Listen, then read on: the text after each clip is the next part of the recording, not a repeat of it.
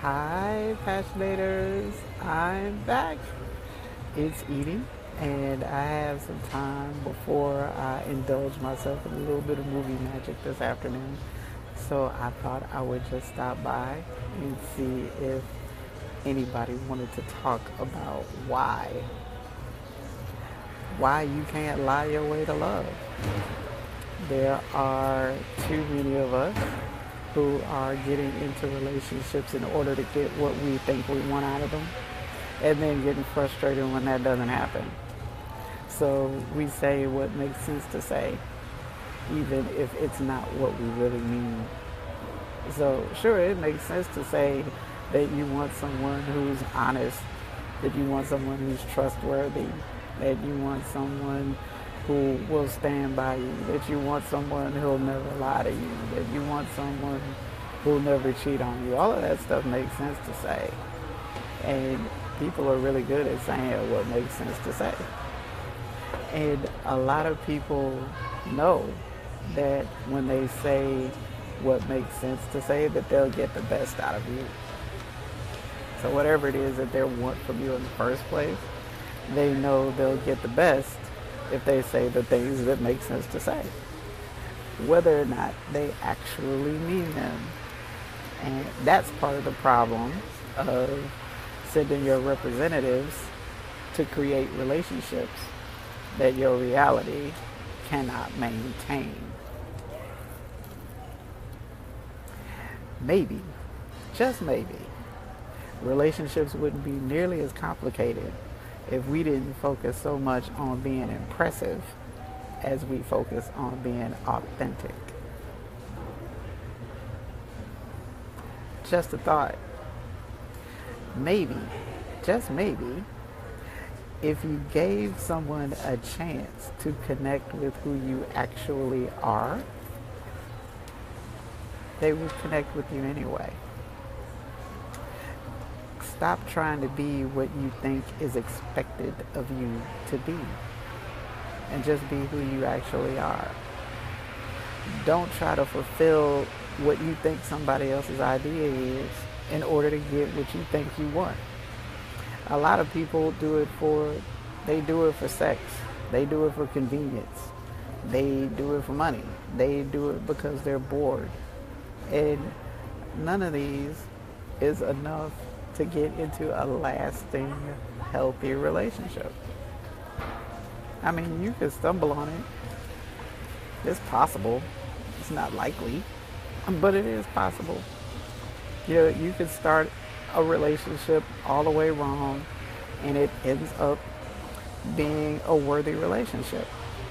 However, and there's a big however, that will only happen if at some point the two of you decide to direct your relationship toward a lasting, healthy relationship. Meaning that you finally come clean. You finally say what it is you mean and mean what it is you say. And you give each other an opportunity to connect with who you actually are. A lot of people would be surprised at what other people will accommodate if they just know that it has to be accommodated.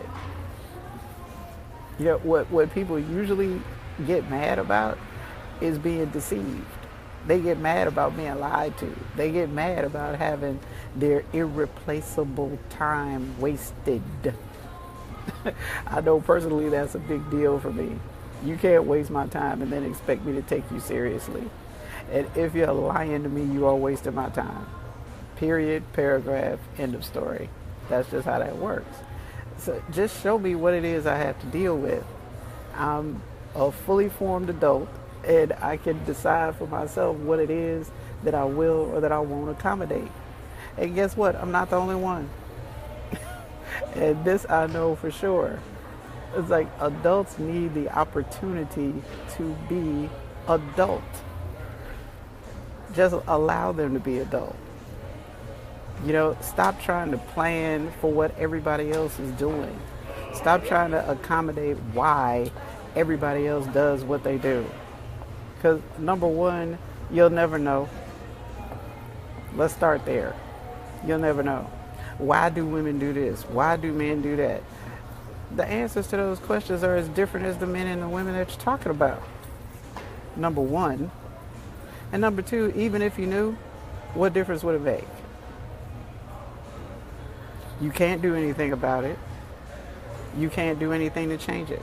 Most people only ask that question because they have this illusion that if they knew, they could either, one, prevent it, or two, they could change it.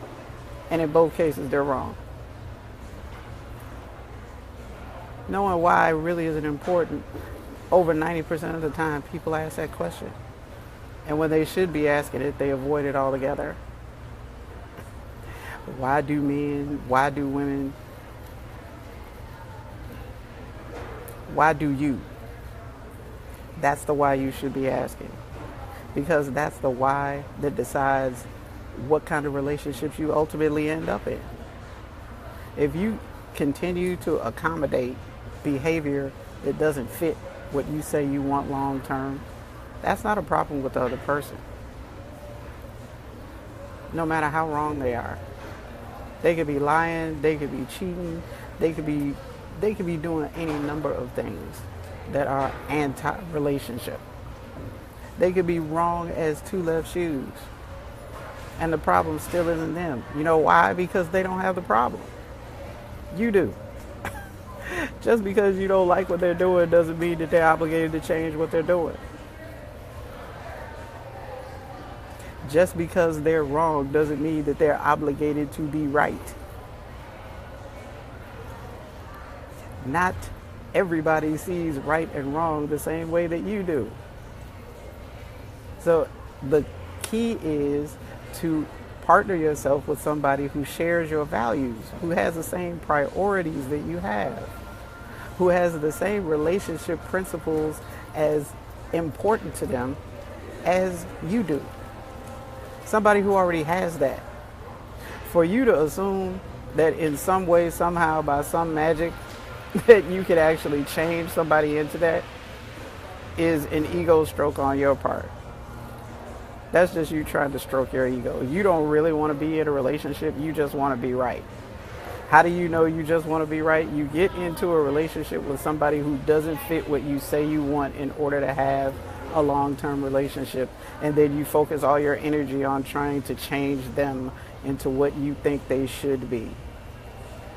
Or trying to, here's my personal favorite, get them to live up to their potential. Stop dating potential.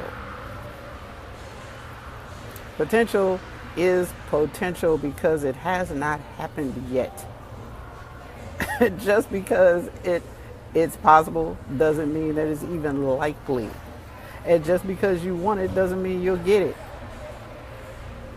That's another one that that's another trap that people fall into, that whole I can have anything I want trap. It's a trap because you can't. People want things all the time that they can't have.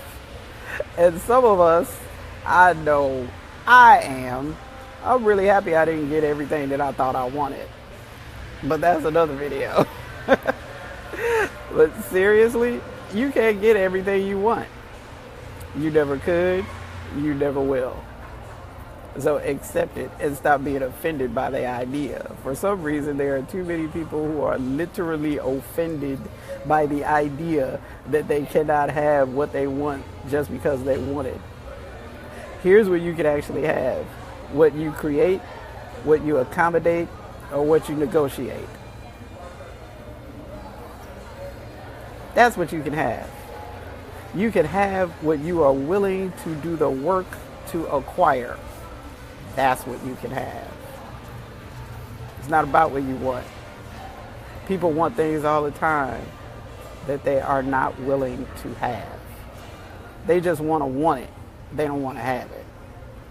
Because it sounds good to want it. It strokes their ego to want it. It fits their idea of who they imagine themselves to be, to want it. Because most of the stuff that people want are things that are considered noble and honorable and wise and wonderful and all that stuff. Yes, I want all these wonderful things. I deserve. all these fabulous things because I'm such a fabulous individual. Even if that's true, that doesn't guarantee you a fabulous mate. Ah! Newsflash. Just because you have all these admirable traits doesn't mean that your mate will value them the same way that you do. We fall into the trap of unreasonable expectations more often than not. And ultimately it comes back to bite us badly. And that's why relationship statistics are as dismal as they are. Because people think that because they want something, they deserve it. That because it's potential that it will be realized at some point. That because it's an honorable thing to want, that they will somehow magically get it. People expect that because they're using the same words that they mean the same things. They assume instead of asking questions. And you don't make boundaries at the beginning of the relationship. It's usually not until there's one of you feels like there's been a violation that you even talk about the meaning of anything important, like fidelity. What's cheating to one of you may not be cheating to both of you. And what one of you expects to give may not be what you expect to get. Here's one that I learned personally, just from my own marriage. I thought that because he asked me to marry him, that he wanted to be my husband. He didn't want to be my husband, but he wanted me to be his wife. That's a big trap that a lot of us fall into. We actually believe that because somebody wants a spouse, that they also want to be a spouse. Two entirely different things. And because I never asked the question, it came back to bite me in a big way when I found out the hard way. That he had no particular interest in being a husband. He just wanted me to be his wife. We wanted to get married though. We were both using the same word and we were meaning two different things. People say they want love all the time. And what they really want is commitment. Those are two different things. And they look different depending on who you ask. But because you don't ask, you assume that because you're using the same words that you mean the same things. Relationships are not about giving you what you want, what you desire, or what you deserve. Please, the sooner you let go of that one, the less complicated your relationships will be. They are not about giving you what you deserve. Now, what you can reasonably expect to get is what you earn. If you earn it and you don't get it, then you actually have a legitimate conversation to have. Now you have something reasonable to talk about. But if you show up with all of these expectations just because you believe you're so fabulous, and you may very well be exactly as fabulous as you believe you are, that doesn't mean that everybody else values it the way you do. It doesn't mean they're going to treat it the way you treat it. It doesn't have the same meaning for anybody else that it has for you. And so, until you meet someone for whom you're fabulous is what they're actually looking for, you'll never connect the way you want to connect. People are really quick to roll out the scroll on what they want. Oh, they can chapter and verse what they want, what they need, the real man that they gotta have, the real woman that's good enough for them. People can roll out chapter and verse on all of that stuff. But then when I ask that same person, so tell me what kind of mate that person is looking for. What kind of mate are they looking for? What does that want? What does that man want? What kind of woman is that man seriously looking for? What kind of man is that sort of woman seriously looking for? I talk to women all the time that tell me, yeah, they said I was perfect for them. I'm just the kind of woman they needed, blah, blah, blah.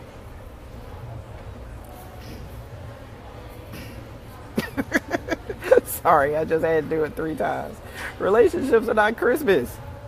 They are not Christmas. I don't think that's not the place where you get what you want just because you want it. If you aren't a match for what this so-called real man or real woman is looking for, you'll never connect with them, no matter how amazing you are. It's not about how amazing you think you are. It's about how amazing they think you are. Now, don't get me wrong, you should believe that you're amazing if you've done the work to be amazing. I get that. I mean, personally, I'm a student all the time. All the time. I'm always in a refining process. I am always in a growth process, and I'm very conscious about it. I'm very diligent about it. And I understand all of that. And I get it. I put a lot of work into it, a lot of effort into it, and I want it to be recognized and valued for what it is. Understood. That's all reasonable and logical. However, at the same time, the person that partners with that has to be looking for that. If that's not what they're looking for, they will pass right by it. And they'll continue to pass by it. And that's largely because of the way they've been conditioned. Hey, Michelle, is like we have to become what we want. It helps. What you have to be is compatible with what you want. It's not even necessarily the same thing, but you do have to be compatible with it. You have to be what that person would recognize as compatible. Attractive and compatible are two different concepts. As soon as we let go of the expectation that everybody we're attracted to is a good partner for us, we will uncomplicate our relationships a whole lot. The fact is, most people we're attracted to are completely incompatible for us. I know that's a hard one for a lot of people to swallow, but it's just the truth. I mean, the round numbers, just round numbers. If you live to be 100 years old, right? And say you didn't start dating until you were 30. And at 50, you met somebody to share the last half of your life with. But you started dating when you were 30. You dated one person a year, which is a stretch for most people. So you dated one person a year from 30 to 50 before you found the one person that was compatible to share your life with you. That means you dated 20 people to get to the one that was compatible to share your life with you. You were attracted to all of them, or you would not have been dating them. But 19 didn't make the cut. Those are just round numbers for the purpose of example, but I hope you get the point. Most of the people that you are attracted to are not compatible for you, because compatible and attractive are two different things. Now, when you reach the bliss point is when you'll have both. You'll actually be attracted to somebody that you are compatible with. And it happens.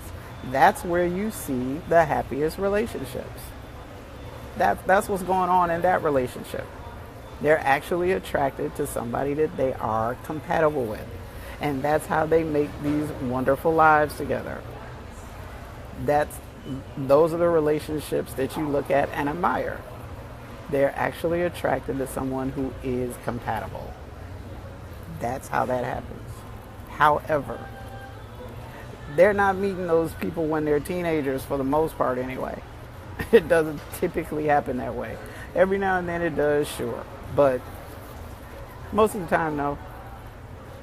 Just understand that compatibility is a very different thing from being the best looking, for having the most money, for being the most charming, for having the best trappings, or whatever they are. Compatibility is very different from that. Very different from that. And a lot of people associate it with trappings. You know, if somebody's got a lot of money, they've got to be like this. Or if somebody looks a certain way, then they've got to be like that. Understand that that has nothing to do with the other person and everything to do with you. Because nothing has any meaning except the meaning that you give it. Nothing. Money doesn't have any meaning except the meaning that you give it. I've talked to many men of means about their relationships. Here's an example. Many men of means of how they select their relationship partners. Or even how they date, because a few of them were actually still single. And they, story after story, you know, she was so impressed when I gave her this. You know, because he spent a few, and that was impressive. It was only impressive to her. Didn't mean anything to him. Because that's how he lives his life. For somebody who's living a private jet lifestyle, blowing a few $1,000s on a pair of shoes or a handbag is meaningless. For a man who has money, spending money on you is meaningless.